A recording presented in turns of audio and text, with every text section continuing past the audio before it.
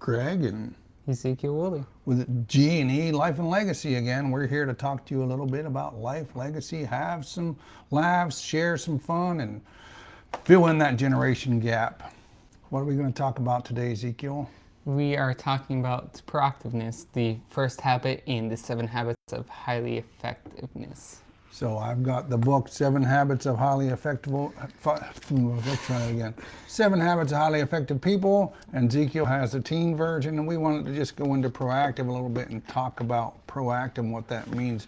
But first, it talks a lot about paradigm. What's a paradigm, Ezekiel? Do you have any idea? Paradigm, I didn't get to that part. There wasn't a paradigm in my book. Well, paradigm is kind of like the, if I was to say, life isn't the way that you see it, it's what you see it through. So the paradigm would be how you see things, the way that you see things. And so for you to be able to have a paradigm shift, you have to change your if you change your mind, the way that you see things changes. That would be a paradigm shift. And so the book is really a lot about paradigms and then paradigm shifts. And so how does that resonate with you? That resonates with me because there are lots of challenges and that some people want to be proactive while others are reactive. That's what a lot of the proactiveness talks about, is that being reactive causes a lot of problems where you aren't being able to do what you want to do. You blame other people, or you are struggling with school. The teen one was talking about the major problem that people complain about school. And so in the book, it described how can you look at it as, how can I look at school as being something I can change? How can it be something I can make a better thing out of? And that would be like a paradigm shift. If you went from I have to go to school to saying in your mind, I get to go to school, yes, or I choose to go to school, instead of, oh, I have to go to work, I get to go to work, or I have to do something, I get to do something. And it comes from like a point of gratitude instead of a point of bad attitude, so to speak. I've heard it said many times that if you have one finger pointing out, how many you got pointing back at you? You got 3 pointing back at you. So then it forces you into taking a responsibility. And that's how I've heard it said more than in the book, where it says proactive and reactive, about being responsible, that if I become responsible, then I'm not so reactive. How does that? That resonates with me, as in being able to take advantage of the things that are out there for you. In this book, it described as reactive language and proactive language. Some of the languages being as reactive, I try, that's just the way I am, there's nothing I can do. And then to be proactive and change that into something that's proactive, it describes as, I'll do it. I can do better than that. Let's look at all our options rather than just I can try, or I am that way, or there's nothing I can do about it. And one of the ways that I would have said it before, I would say, trying's lying. Trying's lying, because if you leave it as a loophole, a lot of times when we say we're trying, that gives us a way out of doing something. And I also, have you ever heard it said, if you think you can, and if you think you can't, both those are right. And how often doesn't that ring true? A lot of times, if I think that I can, then I probably can, and if I think that I can't, I surely won't. And then you never know if you were able to do it or not until you actually tried it. And so it has habits defined. And I think that in life, habits will make us or habits will break us. And a lot of people get caught on the trap of like you were kind of saying, this is just the way that I am. And no one was really born with bad habits. No one was really born with any habit at all. They all come along, and that's what ends up making us or breaking us. So how do you think about that? I think it's interesting. I think there's always bad habits and there's positive habits. Everyone can have either a good or bad habit. It's just your choice to whether you want to change that habit into being something productive, proactive. And the first habit of this book is describing about being having a productive proactive habit in looking at everything as you get the chance at doing this, that it's something you can change and it's something you can do about it. Well, and it doesn't say this exactly, but if you think about proactive as pre-deciding, because if I pre-decide how I'm going to be, how I'm going to react, how I'm going to, what moral standards I'm going to live by, if I pre-decide a lot of that, that takes a lot of the wiggle room out of it. Like if I know that I'm not going to have a temper tantrum, if I've decided that beforehand that I'm going to react calmly and like an adult, then it takes out my excuse for you made me act that way. And I think a lot of times you have to pre-decide, because I've as a Christian type person, I've decided that I want to act like Christ would want me to act, and so that comes into a lot of how I want to act and interact with other people. Am I being loving, kind, considerate? Am I being an example of that everywhere I go? And if I'm not, if I'm judging people and I'm not trying to be of service to them the way that I'm supposed to be, then I haven't really decided. I've kind of decided, and then I backslide into my old behaviors of judgmentalism.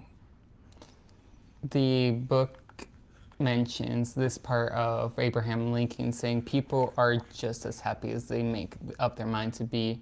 I think that goes along with what you were saying about people get to choose whether they make a bad day or make a good day from whatever happens to them, to where being a Christian can help in those situations. It's just you have to be able to make those proactive habits and proactive decisions in your day-to-day life. And I was at the Business Activator Network's retreat this weekend, and one of them, if you ever seen the glass of water, are you a half glassed person? Is your glass half full or is it half empty? The glass in this book was describing if you're a reactive person, you're like a shaken bottle of Coke, or if you're proactive, you can be shaken, you can be doshed, moved around, and you'll stay nice and flat. You won't be explosive like a pop or soda would be. I wasn't paying attention. I didn't hear the end. So basically, if you're reactive, shaking you up will mess you up. Ruin your day. One bad thing will mess you up. And if you're like water, you won't be bottled up. You can be sealed up and then shaken, messed up, all that. And as soon as we open you up, you'll be calm, normal, and fine. Well, and that kind of reflects on the bottle of bottle of water on my bookshelf down there, and that a lot of times we have stuff inside of us, unresolved issues, conflict, resentments, and if we're never quiet, we can never resolve those issues. And then someone comes along and they bump us, and they bump us, and they bump us, and it stirs up all that stuff inside of us. So if we're never still, and we're never have time to meditate and be with our Creator, we can never get those issues resolved and get them settled to the bottom, and so then we can never be clear on who we are. And I think that's a lot of problems in life today too. Everybody talks about their why, and they don't really know their I am, or who they really are. They've never really dug into are they a child of God or a child of the earth? Whatever that I is, and they're described by their next venture in life. And I think that's where it falls short of. I can be proactive or reactive, and I'm really reactive if I don't know who I am, because everything bothers me, because I don't have that self-awareness to reflect on who I am deeply. And that's very true. If you're going to be reactive, it's going to mess you up, and there's no way to be able to be proactive if you're just going to be reactive and have every situation cause those bumps in your life and ruin your day. The book goes into, are you going to let that one person that cuts you off ruin your whole entire day? Are you going to be that person that says screw you, screw your whatever, your family, or all those negative ruining moments of your day? Or are you going to be someone that's proactive and go, okay, they cut me off, that's fine, it's something that's not going to ruin my day. I'm going to continue on and keep going. It's just one of those little things to not bother you. Such a little thing to, why let that ruin your day? And make it something that could maybe even ruin your life if you're a very negative reactive to where you cause an accident. We've seen some pretty bad accidents that look like it was just chances of road rage, where it could just, why would I ever do something like that? Right, and that's just a reactive. I mean, it's like the ball in the pinball machine. Every bumper that you come up against kind of shoves you into a new thing, into a new thing, and a new thing. There was a pretty bad accident in St. Cloud today, and I don't know what the results, what happened was, but right there on Delaware Avenue, there was a truck upside down on its roof, and I'm so glad it wasn't us. So I don't know what happened, but there's a lot of times where reacting will get you into trouble. You know, it talks about listening to our language, and reactive language would be like, there's nothing I can do. That's just the way I am. He makes me so mad. I can't, I have to do that. I can't, I must. And that kind of goes back to the beginning of what we were talking about. And then let's look at the alternatives. I can choose a different approach. I can control my own feelings. And a lot of people don't like that concept, where they don't take responsibility for their own feelings. And sometimes you can't, but most of the times, if you just change your actions and choose to do some different things and put in some different information, the feeling that we have will change. What do you think about that one? I definitely feel that if you are being proactive, that you can change those negative feelings, such as that person said this about me, that this person talked back or talked bad about me to their friends. It's something that you can have a different light on. My book mentions that there was a friend that had been talking negatively behind their back at work, and then the person started just being good to them, treating them good. And then after a month, the guy comes to them and says, I was trying to make you upset, but you never did anything to be reactive to it. That has definitely a strong impact, just being proactive rather than being reactive to people's things, because some people just want that reaction. Some people just want to make you upset to get you all stirred up and get that response from you. All right, and I think that goes along the lines of giving away your power, and where you're getting your power from, because every time you let somebody pull your chain or you react negatively, you're giving your power to them, and then the next person comes along and they do something to make you react or make you act inappropriately, then you've given your power to them. And if you haven't dug into what your higher power is, what all that looks like for you, you're constantly giving your power to the next thing that comes along. You know, back into the habits defined, it talks about, for our purpose, we will define a habit as the intersection of knowledge, skill, and desire. And I struggled with that a little bit, trying to think about that. Over the weekend, I was talking about, you know, it's one thing to be inspired.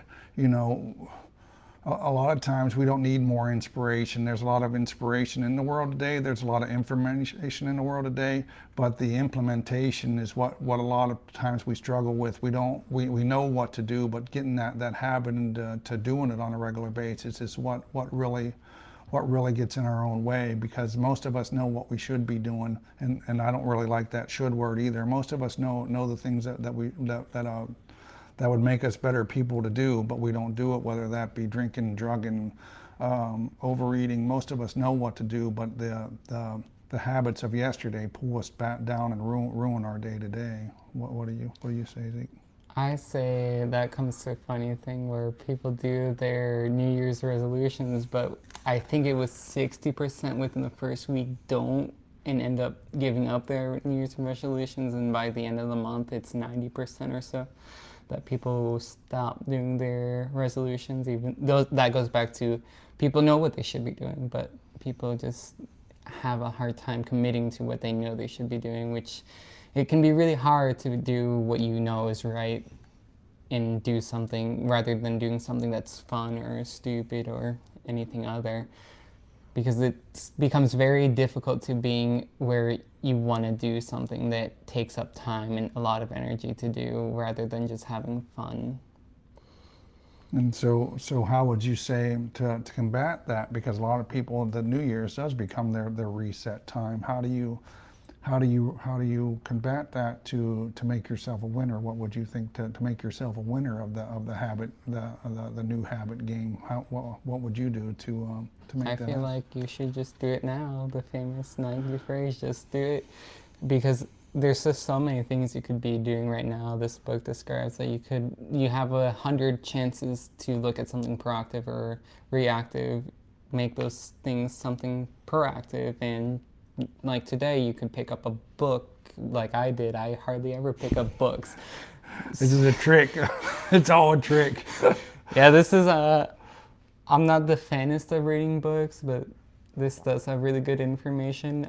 I am like every other teenager. I would rather be doing anything other than reading a book, especially on a Sunday afternoon. But I did pick up this book so we could do this podcast because this is part of my commitment now, is doing these podcasts.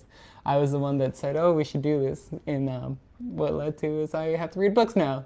Hooray! Hooray! Because I had bought that teen book like years ago, and I don't even remember you buying it. We actually used to sit and read in the morning, and that's been a little bit with you and your brother. We were both doing that. So I would make you read some, and make your brother read some. I remember hating reading out loud. Yeah. I still hate reading out loud. Well, the only way you get used to doing it is to break that habit of Reading out loud. Reading out loud, and you get better at it because sometimes it's the sound of my own voice. But here's one that I really, really liked. Proactive people make love a verb. Love is something you do, the sacrifices you make, the giving of self like a mother bringing a newborn into the world.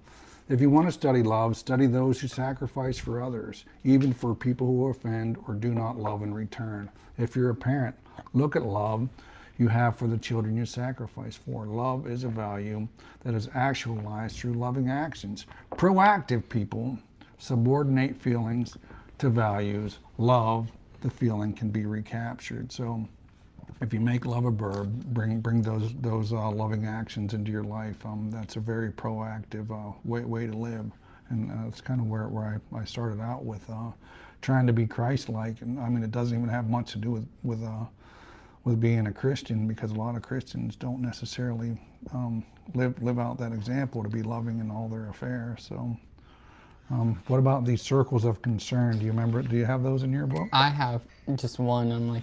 I see that you have three. Mine goes as simple as the circles of your control are ourselves and attitudes. Everything outside that circle can include your skin color, weather, past mistakes, cost of tuition, parents, rude comments, location of birth, and who will win the NBA. Personally, I don't care about the NBA. I've never been a sportsman, so that never was a part of my concern. But I do like that it does mention that your concerns are yourself and your attitudes to everything around you. It's not everything that affects around you that you should be concerned about. It's what you do you should be concerned about. Right, and I thought this little one said a lot about that. We're free to choose our actions. We're not free to choose the consequences of our actions. Consequences are governed by natural law, and they are out of the circle of concern. We can decide to step in front of a fast-moving train, but we cannot decide what will happen. So, to me, that says a lot about I can keep things inside my hula hoop good and sound, but I still have to make sure where I'm going, what I'm doing, and to act appropriately within what I've pre-decided. So I think that pre-decision always comes back to a big thing too. What will I do the right thing when nobody's looking, and that's where a lot of people fall short with their little secrets that they keep and they don't want anybody to know about. So what do you think, Zeke? I think that is a very true statement of that people do choose those kind of things where people have things that they want to do that aren't so good, that it should be more proactive than to be reactive, and to choose the things that you might not want to do normally to be doing something good for yourself and the people around you. And so if you go back into one of the other paragraphs, it's here that we find two ways to put ourselves in control of our lives immediately. We can make a promise and keep it, or we can set a goal and work to achieve it. As we make and keep commitments, even small commitments, we begin to establish inner integrity. And I think that's really, really important in the game of life. Inner integrity that gives us the awareness of self-control and the courage and the strength to accept more of the responsibility. There's that response able word again, for our own lives by making and keeping promises to ourselves and others. Little by little, our honor becomes greater than our moods. Our honor becomes greater than our moods, because of that oh, I don't feel like it, that'll keep you like a slouch on the couch. That I don't feel like it, slouch on the couch attitude will be taken over by, and you know that one well. If we give our word, we keep our word, right? That's important, because your word in the end, Yes. in the end, I mean, if everything else goes to hell and goes to crap, your word is your worth, and you'll always bounce back, because you're a worthy person, because you've kept your word. What says you, Ezekiel? What says me? I always kept my word with a lot of things. Sometimes I forget some things, and I'll be the one to say, yes, I forgot, I'm sorry. I always try and keep the things I say as true as I can, but we're all human. We all make mistakes. Some more than others, but it's what ends up happening. Some days everyone will have a rough day and forget some things. And that's just the way that everything ends up happening. Is you just try and be proactive, and you make better decisions, and you make up to those things that you said you would do, or things that you said you would commit to, and you make it up the next time around, and try to stay as much as you can to your word. It's better to say what you're going to do than to not do what you said you were going to do. Indeed. And then don't blame other people for your choices and your actions. That makes Right. you look really bad. Well, and don't go into the victiming. Stay in the victor mode, even if you do mess up. The victimist virus, as the book describes it. What is it? The victimist virus. Oh, I didn't My see book. that. Go ahead. You got something in there that's worthy of reading? So in my book, it describes as a victimist virus, and it states some people suffer from a contagious virus I call victimist. Perhaps you've seen it. People infected with the victimist virus believe that everyone has it in for them and that the world owes them something, which isn't the case at all. I like the way author Mark Twain put it. Don't go around saying the world owes you a living. The world owes you nothing.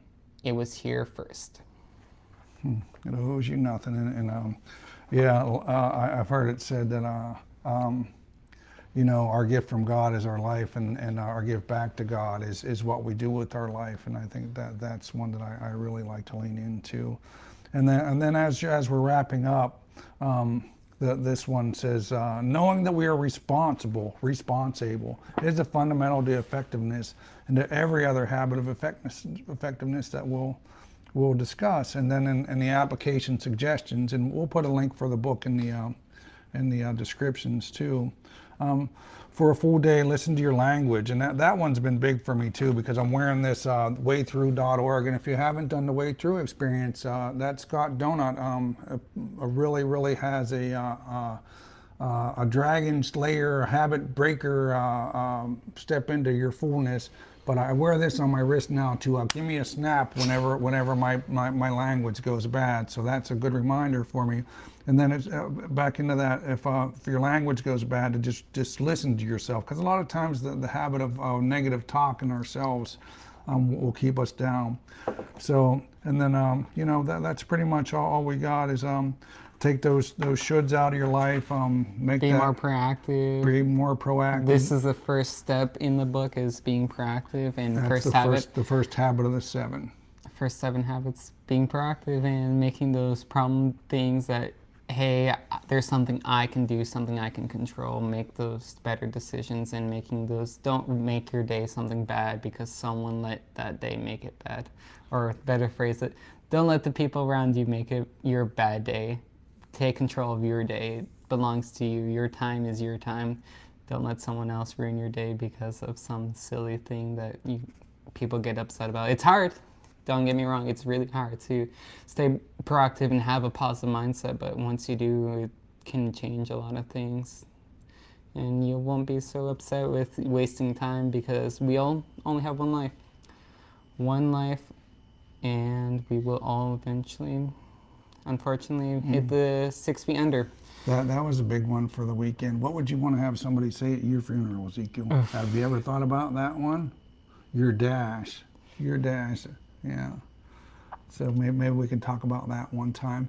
And I wanted to bring up one more thing before we signed off. Ezekiel and I are working with a coach to lean into a new way to make some money and make a difference. And we're going to be starting that business venture together. If you're looking for a business adventure to get into, we'd like to introduce you to that and show you what that's all about. Send us a message through either Facebook or something in the chat, and we'll get our emails in the chat, and we look forward to making a difference with you in the days to come.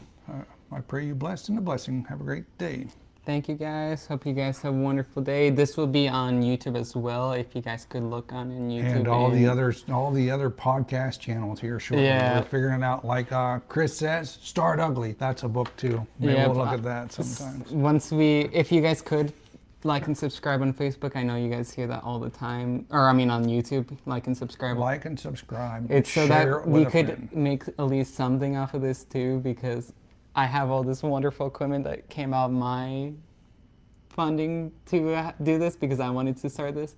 I want to get some better equipment to make it more fun to do, and then to get some more fun stuff like a logo and stuff too. Thank you guys so much. Have a great day. Have a great day, guys.